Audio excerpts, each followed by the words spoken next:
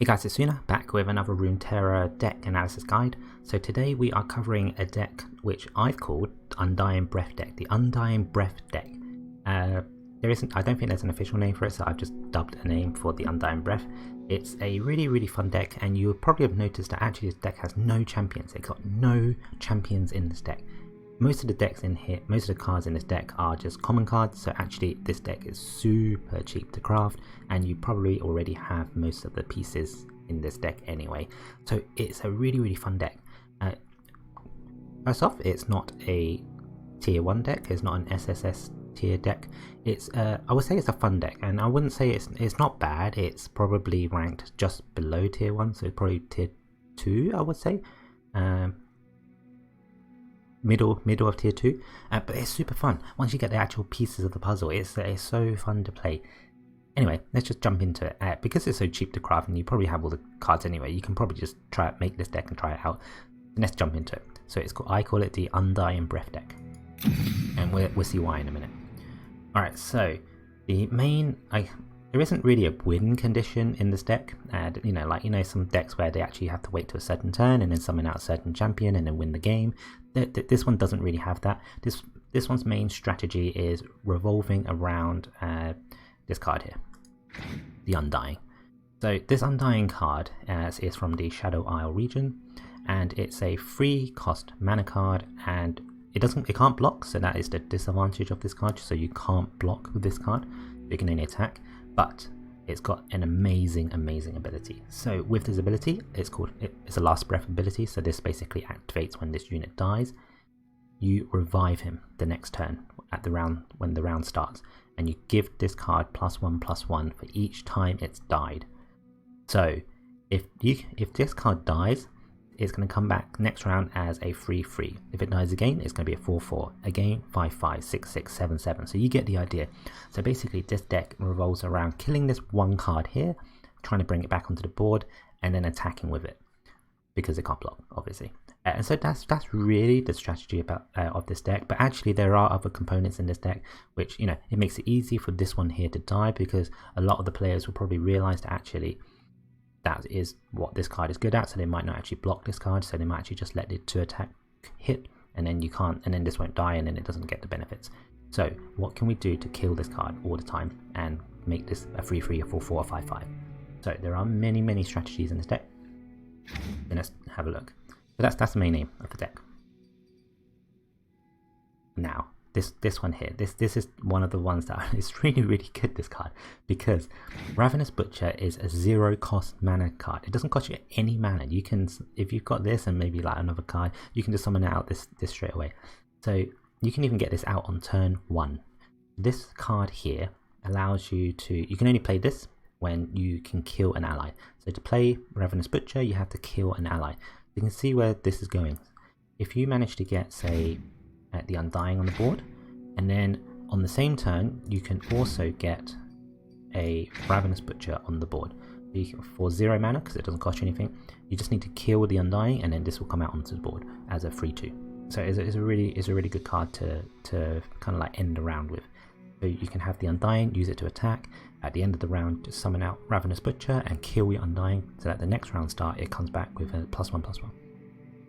That's Ravenous Butcher, and it's a really good card with free attack to health. Free attack is good. It's really good. I've modified this deck, so I've actually added this card in.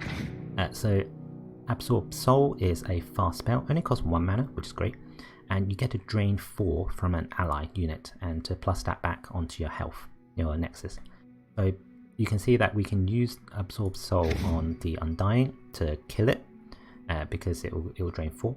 And so most of the time you'll be able to kill it with this, unless you get it revives more than +4/+4, which you will get, but most of the time this should kill it. And if you can't, then you can also kill other cards as well.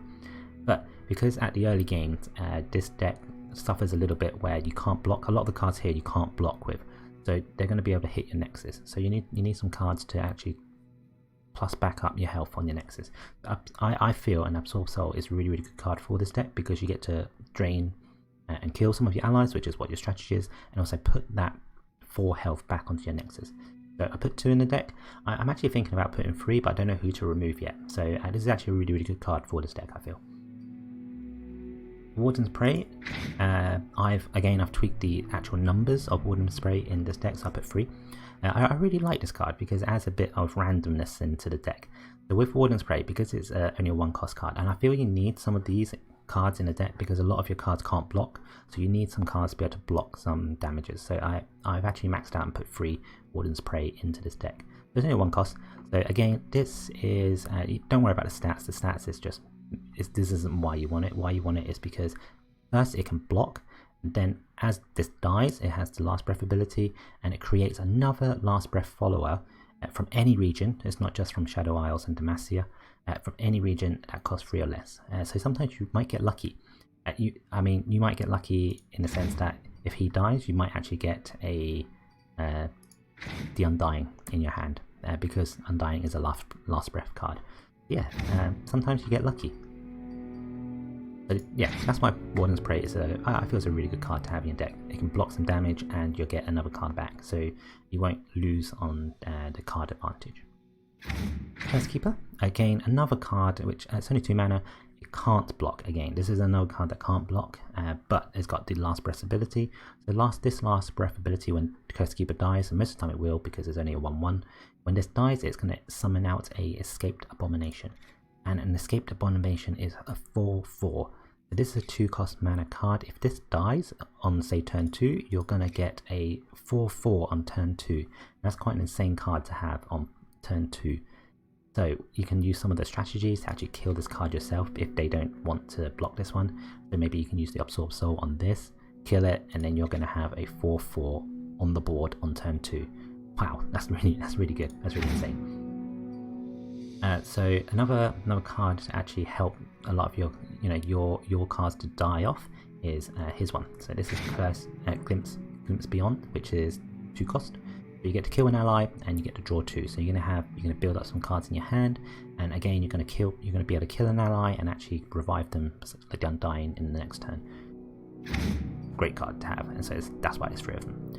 Single Combat is an amazing spell to have in this deck as well, because a lot of the times, like I said, that the opponents probably won't block some of these cards that you're attacking with. So they might not block the Undying, they might not block the Cursekeeper, because if they do, they can activate the abilities. So having Single Combat allows you to, so your ally gets to strike an enemy and of your choice, so you get to choose it. So you can choose one of these and strike the enemy. These will die off, the enemy will get weakened or maybe even die off, and then these will come back with better stats essentially. So Undying will come with +1/+1, and this guy will come with the Abomination 4/4. So that's why Single Combat is actually a really, really good card to have in this deck. Another one, so Stirred Spirits. Again, I think I've added a few more Stirred Spirits into this deck. So again, I've modified this deck. So Stirred Spirits is it's only a 2-cost mana card, and quite good actually for 2 costs. It's got 2 health, which is normal, but it's actually got 3 attacks. That's quite good. Stirred Spirits is got the ability of support. So if you don't know what support is, any of your followers and allies to the right of this card, when it attacks, it's going to get this ability. So what the ability does is it gives the person to the right of this card, when you're attacking, +2/+0, so basically +2 attack power, and it grants it this tag, which is I can never say it right, but the ephemeral. Basically, I call it the dying tag. The unit to the right of this will get this tag, and at the end of the round, that unit will die. So obviously, the tactic is to have this on the left, and then having the Undying card on the right of it, because then this will die at the end of the round and you get the bonus. Or maybe having a Cursekeeper at the right of it, this will die and you get an Abomination, which is the 4/4. Or maybe even you can even put the Warden's Prey maybe at the right of it, so then you can gamble, I guess, on the Last Breath follower that you'll get afterward. I probably wouldn't advise that, but if you really wanted to, you could do that. So yeah, I've maxed out Stirred Spirits in this. I've got 3 in this deck, so I think it's a really, really good card to have, because it's only 2 costs. It's only 2 cost mana, and it has a free attack. This one can block, so it's one of the few cards that can block, and it's got these abilities which is perfect for this deck. Yeah, so I've got 3 in. Vile Feast is a 2-cost spell card, and what it does is it allows you to drain 1 from a unit, any unit. So it can be the opponent or it can be yourself. and then afterwards you get to summon a Spiderling. So the Spiderling's not the important thing here, but it can be, because you could use a Spiderling to block an attack, to say, but the main thing is to drain one from a unit, so then you can kill it off. Maybe you can drain one from Warden's Prey, or you can drain one from Curse Keeper and get the Abomination out. So yeah, so another card to help you kill off a few things. With all this talk about, you know, people dying, all your followers dying, everything, so you're going to be able to activate this card quite regularly. So with this card, so try and maybe at some rounds, if you've got this and you really want to use it, try and save that 3 mana after you've attacked. So you've got the 3 mana left, you've attacked, and then some of your followers will probably die off. And once they die, or you've used some abilities to kill some followers, you can use this card and it will deal 3 to a unit. So if an ally died this round, you deal 3 to a unit. You could deal it to yourself to kill more and bring it back, or you can deal 3 to an enemy. But yeah, this was a really good spell for this deck, I think. Undying, main theme of this deck, we've covered him quite extensively already, so I feel let's just move on. So yeah, Undying, really good card. Chronicle of the Ruin is this is a really good combo for this deck, and I didn't realize how the mechanics work until I actually tried this out. So hear me out here. Chronicle of the Ruin, Chronicler of the Ruin is a 4-cost unit. When you play him, you have to kill a unit, but then you get to revive it straight away. What could you do with this? And I feel the best way to play this, if you've got an Undying on your board, let's just say it's a plus up Undying. Let's just say it died once. So this is, because it died once, it's it'll get this +1/+1, and so this will be a free. So it'll be a free, okay? So this is a free. Let's say you've got one of these on the board, a free.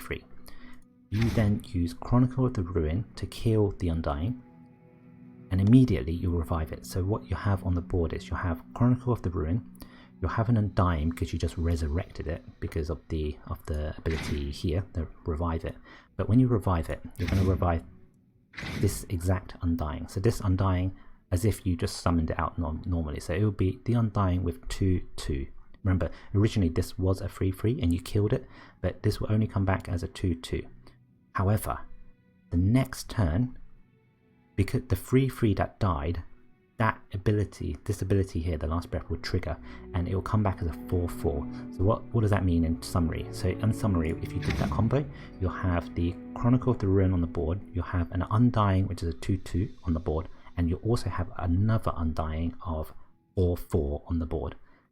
So you have three units or followers on the board because of this one ability. You've basically duplicated the Undying. So it's an insane combo. I didn't realize the mechanics of it until I actually played it. So it's really fun once you actually get that. So that's a little tip. You can obviously kill off other cards as well. But yeah, this is a really fun combo to do. Another fun combo to do is this one here, the Remitter. So with this, it's quite a high cost unit, so with 5 mana, but it's worth it, because what you can do is you play it and you kill an ally. So you choose an ally to kill, and once you killed that ally, you summon a random follower from any region that costs 2 more. So you normally use it to kill the Undying. So Undying is a 3-cost mana card, because if you killed this, you then summon out any follower from any region which costs 2 more than the ally that you killed. So the Undying was 3 mana, plus 2 onto that, so that's 5 mana. So you're going to summon out a 5-cost mana follower from any region. And remember, you've also just used 5 mana to summon out this one. So in other words, for 5 mana, you summoned out this, and you also summon out another 5 mana cost unit from any region. So most of the time it's down to luck, so actually there's probably about I would say about 60% chance to get a really good follower to have on the board actually. It's insane. So there's a bit of a gamble and there's a bit of randomness to it, but actually because of the randomness in this deck, it feels a bit more fun to play. So that's why I'm saying this is quite a fun deck to play. It's so good. Once you get some really good cards out, it's so good. I think one time I did this and I managed to get, we've got some of these cards, we've got this card in the deck already, so Radiant Guardian. So with Radiant Guardian is a 5 cost card, so with the remitter you can actually probably summon this out if you're lucky, which I did on one game. And because when you do that you've actually killed off a unit to summon this ability activates automatically. With this ability is if Radiant Guardian is summoned on the board and someone's actually, one of your allies died in that round, then this one will get lifesteal and tough. The lifesteal, every time this attacks you heal your nexus for that, and that's really good because this is a 5 attack card, so every time this attacks you're going to get 5 back onto your nexus, which is quite important because your nexus is going to suffer a little bit because you can't block. And then also this has tough, which allows you to take 1 less damage from all sources. So with 5 health and tough, this is quite a strong card to have. So this by itself in your deck, so there's 2 of them right now, you know, a lot of your cards can be dying, so you're probably going to be able to trigger this ability quite often. And also you have a chance to get this one out for free if you are lucky enough to activate the remitter's ability and get that. But there's so many other cards that you can actually get for the 5 cost. So yeah, it's so insanely fun to play. A tip is remember that the ally that you kill is summons. So if you killed the Undying, which is free, it summons 2 more. 1 that costs 2 more, so 5. So don't use it on like a Warden's Prey because that only costs 1 mana. But then if you add 2, that's 3 mana. So you only be summoning out something that's worth 3 mana. So it's best to save it so that you can actually do it on the Undying or something that's worth more. Maybe even a Chronicle of the Ruin, because then that actually would be a 7. No, it'll be a 6 cost. Wow, 6 cost for free. That's so good. Okay, last few cards. So last few cards again. Withering Whale deals 1 to all enemies and heals your nexus for free. So this is actually quite good for just, you know, taking out some little minions, especially the spider decks that you'll be seeing quite often. So actually will kill off most spiders and then also heal your nexus for free. So, you know, really good card to have. Atrocity, there's only 1 in the deck and I feel it's probably about right just to have 1. This allows you to kill an ally to deal the same amount of damage to anything. So the nexus, a unit, whatever you want.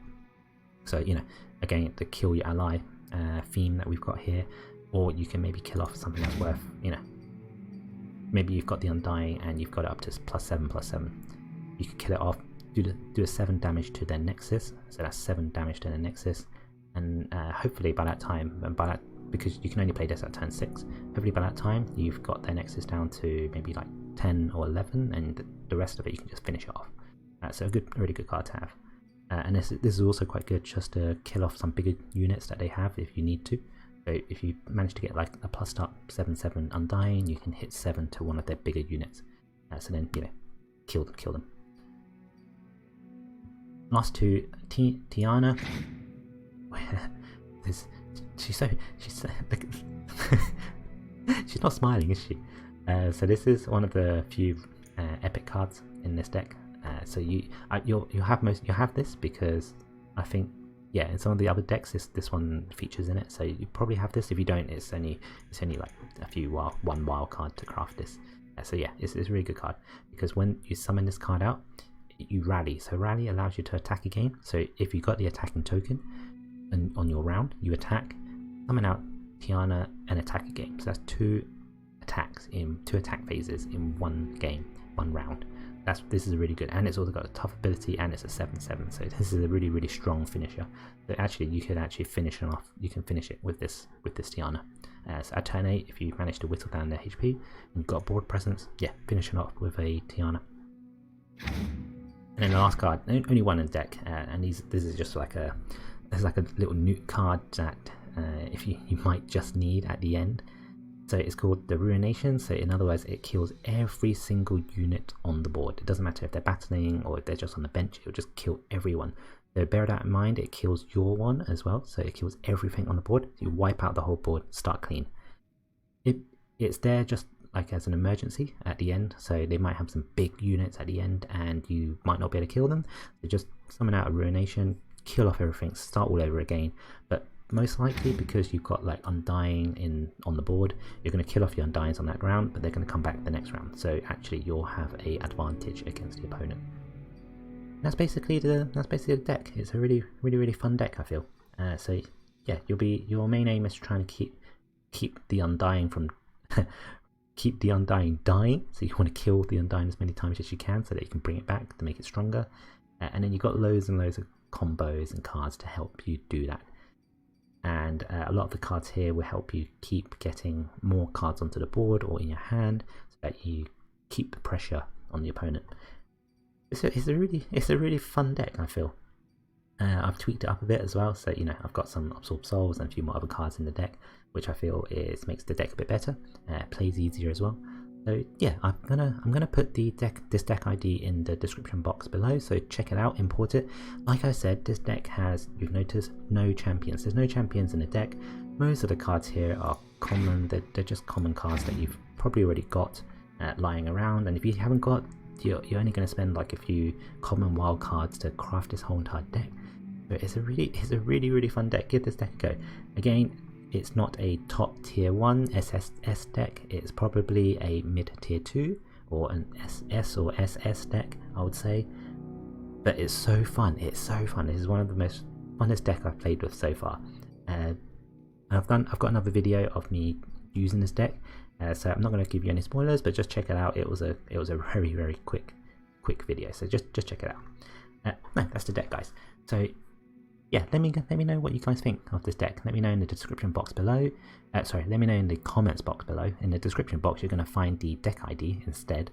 So import it, take out some cards, change it up a bit. Let me know if you have, or if you just kept this deck as it is.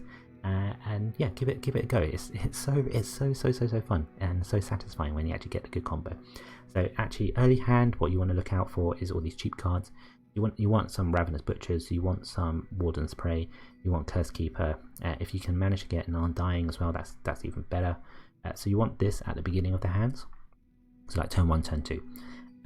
From like turn 3, 4, 5, you'll hopefully be able to draw some Chronicles of the Ruin, maybe the Remitter, and then getting some spell cards that will help you, like Glimpse Beyond, Single Combat. I feel the Ravenous Butcher is also a really good card to draw whenever you're playing this, no matter which turn, because you can use this to kill and also get a card out. And then near the end, trying to, you're whittling down the opponent, getting loads of Undyings on the board, and then at the end, trying to use these last few cards, these last quite high cost cards like Radiant Guardian to add some more health back onto your Nexus and to kill off some of their bigger units. Atrocity, again, to kill off their bigger units. Tiana to try and win you the game on that round with the rally ability, and then she can also kill units as well, bigger units, because she's got 7 attack. And then if all else fails, just nuke the whole entire board with Ruination, start all over again, because your Undying is going to come back the next round and you'll have a better board advantage than the opponent at turn 9. So that's basically the strategy of this game. Give it a go. Alright, peace. Until next time, guys. Check you guys later. Alright, bye.